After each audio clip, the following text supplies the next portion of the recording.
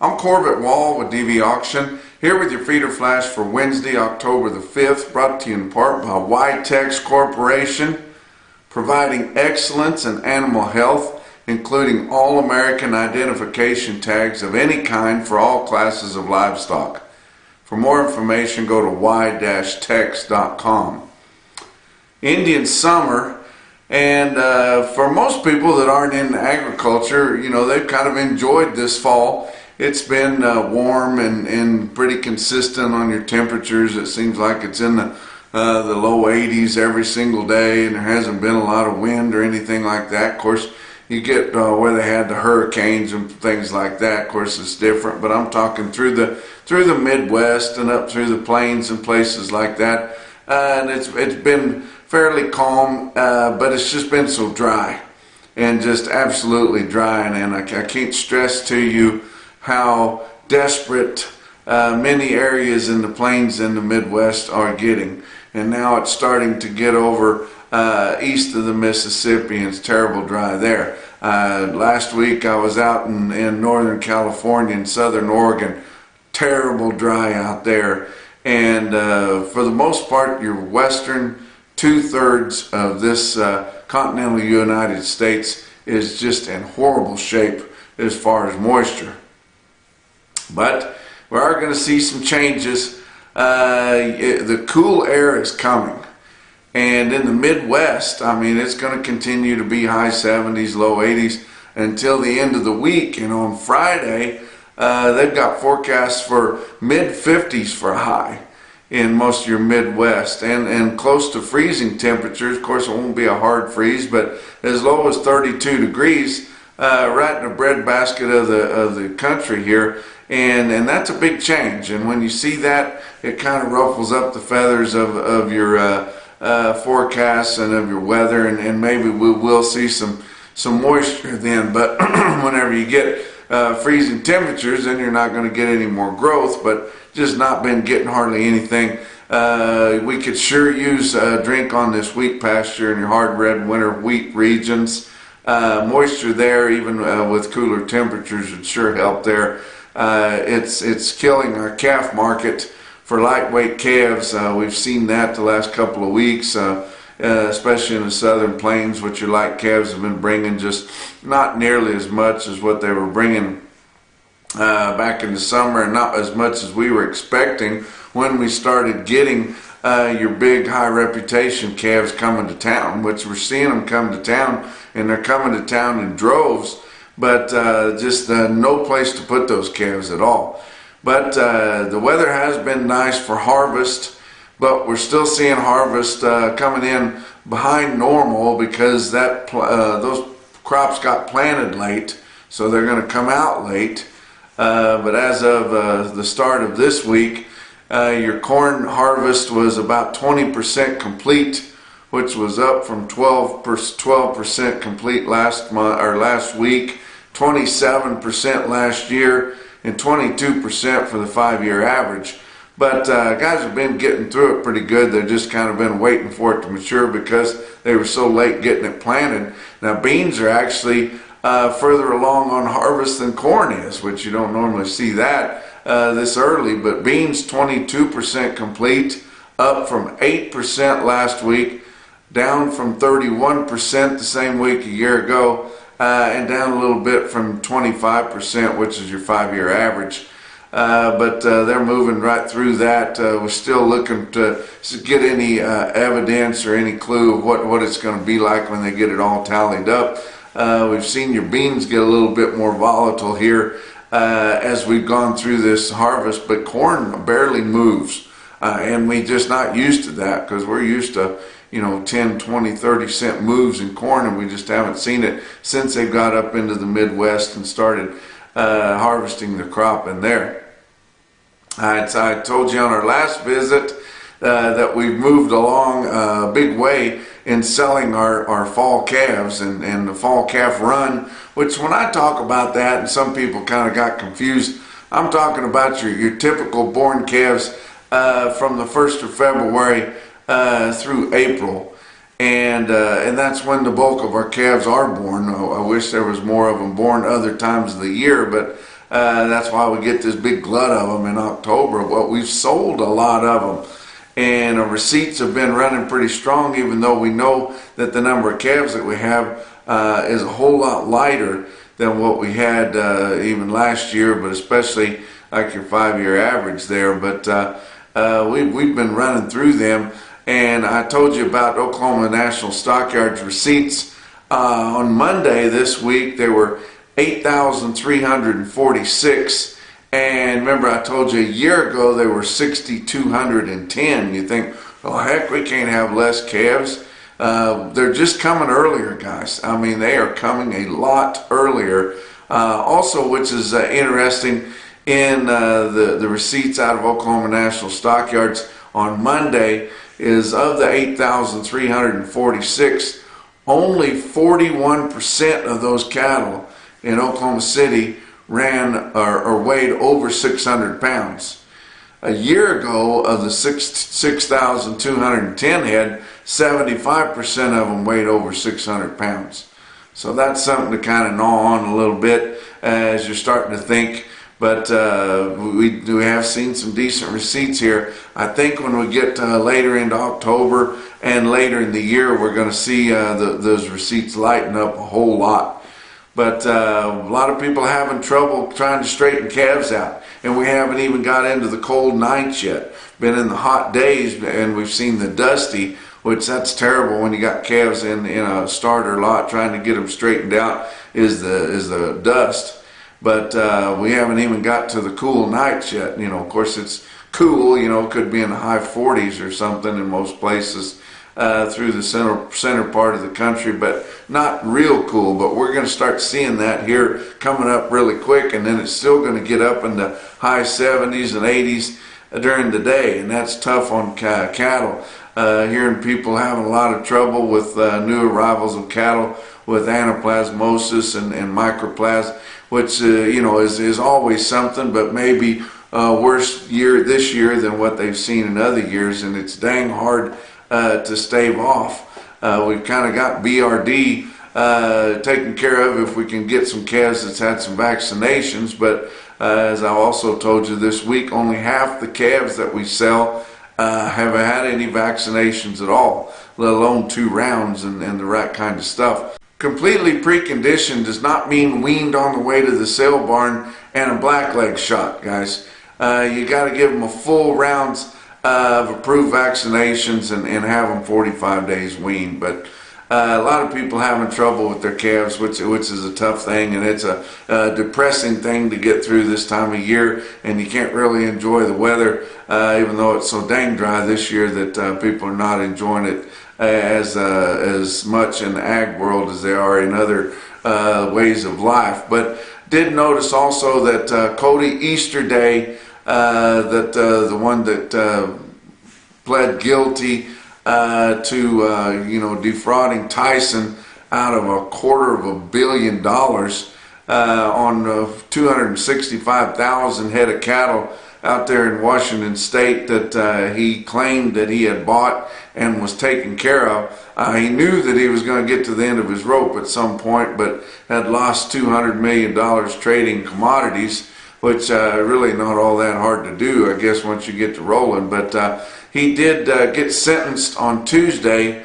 He was sentenced to 11 years in prison plus full restitution of $244 million. Not sure how he's going to put that together if he doesn't have it under a mattress somewhere. But they did say the judge could reconsider that full restitution there, and it could be reduced at a later time. But that was kind of a curious deal. The people that worked at the Tyson plant there, they would drive by that yard, the Easterday facilities, on a regular basis. You'd think you could kind of notice whether there was 265,000 cattle missing or not. It's kind of hard to hide them and hide the fact that they're not there if they're supposed to be and they're not there. But that was news that come out of U.S. District Court, Yakima, Washington on Tuesday. Let's talk about your board for Tuesday. October live cattle futures down 12 cents at 144.20. December was down 52 cents at 147.50. Your back months were kind of mixed, but nothing too big. From down 30 cents to up 25 on your further outs. Feeder cattle for October down 87 cents at 174.65. November down 85 at 175.20. Back months on feeder cattle down 20 cents to down 95 cents. Your grains, Chicago Board of Trade, December new crop corn futures were up 2 1/4 cents. That's just kind of what they've been doing, but settled regular trading on Tuesday at 6.83 a bushel. Soybeans up 9 1/2 cents at 13.83 1/2. And like I said, they've gotten pretty volatile, especially for right during harvest here, but they are making some ground on that. Fat cattle trade has yet to kick off, but we are seeing a few signs that maybe we want to dig in and get a little bit more market position back. Of course, Colorado was confidential. Iowa, we saw 150 head trade, and what you thinking, big deal, that's nothing. Yes, it is nothing, but the price that those Iowa cattle brought was 148. That's the top of last week's live spread there, and that those little things like that is the things that help decide your market. Nebraska, 200 head, just mixed cattle selling there, so you can't really test the market there. Neither Kansas or Texas had traded a hoof so far this week, which is good, letting you know that they're digging in. But one thing that gives you kind of a clue what the fat cattle market's going to be in a negotiated manner is a brick and mortar sale barn. Who'd have thought?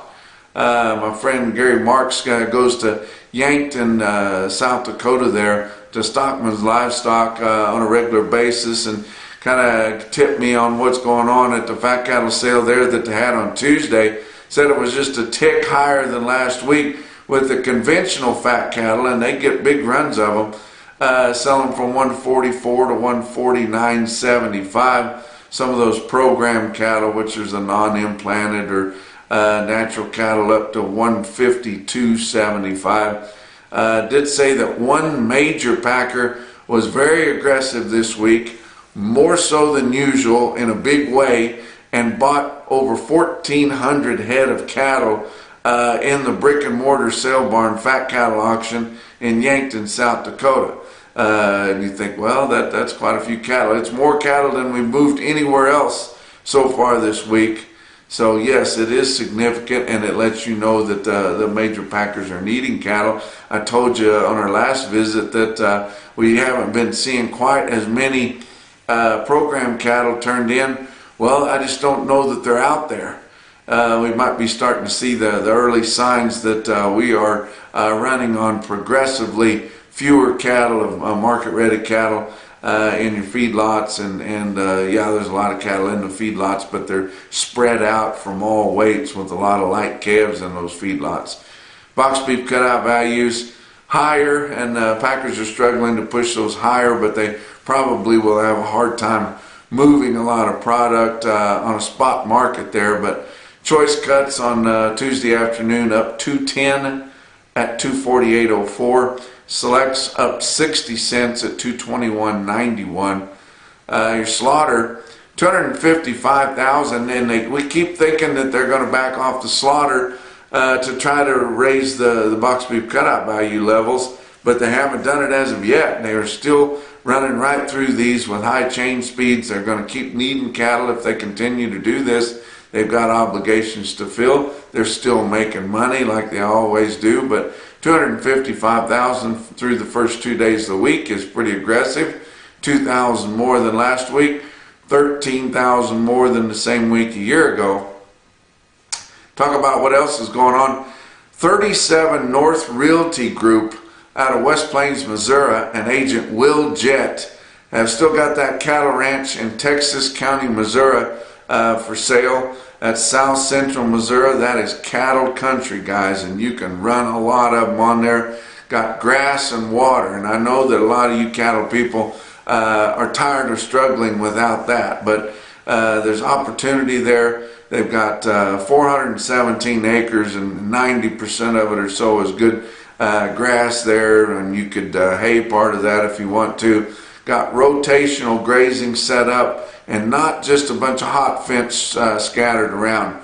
Real fences with pipe corners put in and swinging gates, and 5 and 6 barbed wire strand wire there. So real rotational grazing, not just a hodgepodge of hot wires set up there, but you can make the most out of that grass when you rotational graze it. You guys know that. Got live water all over the place, year-round springs.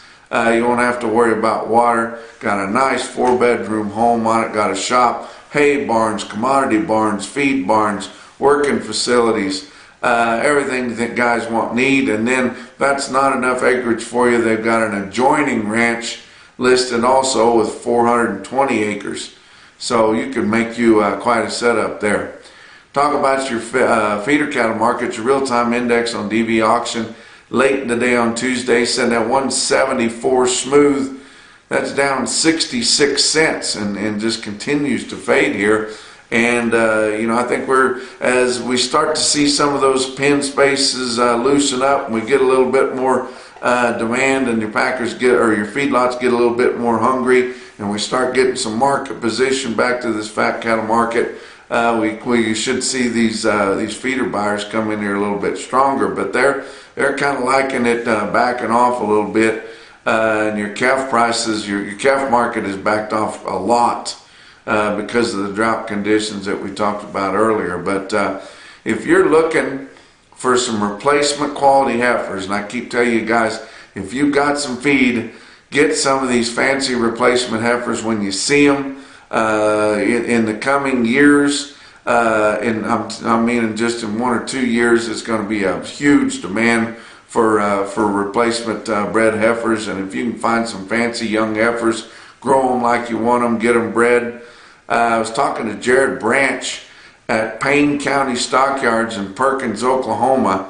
It's a DV auction customer. It's our newest sale that we have on to our DV auction broadcast of sales there. He said he has got a load of the fanciest all black replacement quality heifers that you've seen in your life, weigh from 4.5 to 500 pounds. Said they're all black, all healthy, all 45 days weaned, and he said they would make an excellent load of replacement quality heifer calves for you guys to put together.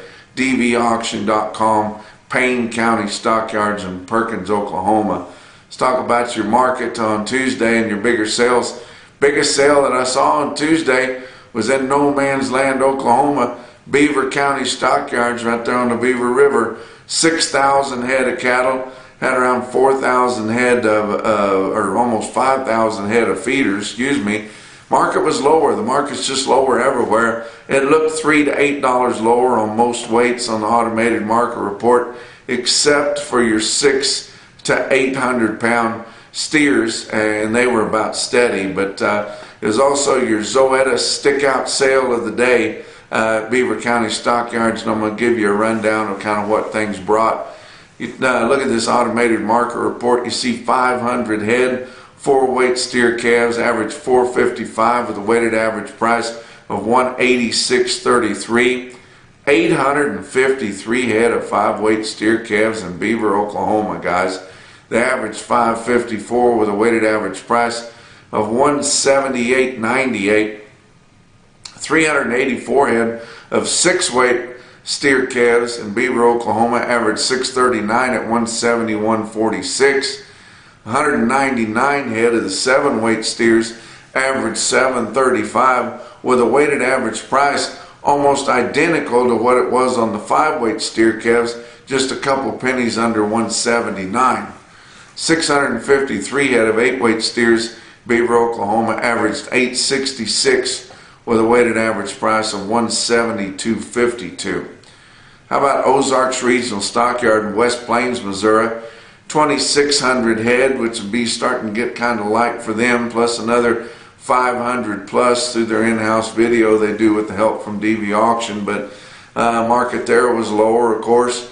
Calves are steady to $4 lower. Feeder cattle were $5 lower. And a really good test of that $5 lower. They had big long string exactly the same as they had at the last sale, but this time there was 230 of them, weighed 918 at 168.50. Mixed steers there, average quality, but that was $5.50 lower than, or less than what they brought on the previous sale. So that's a good test of what your market is. Talk about some individual quotes around. How about Kingsville Livestock Auction in Kingsville, Missouri? 93 head, 884 pound steers bring $180.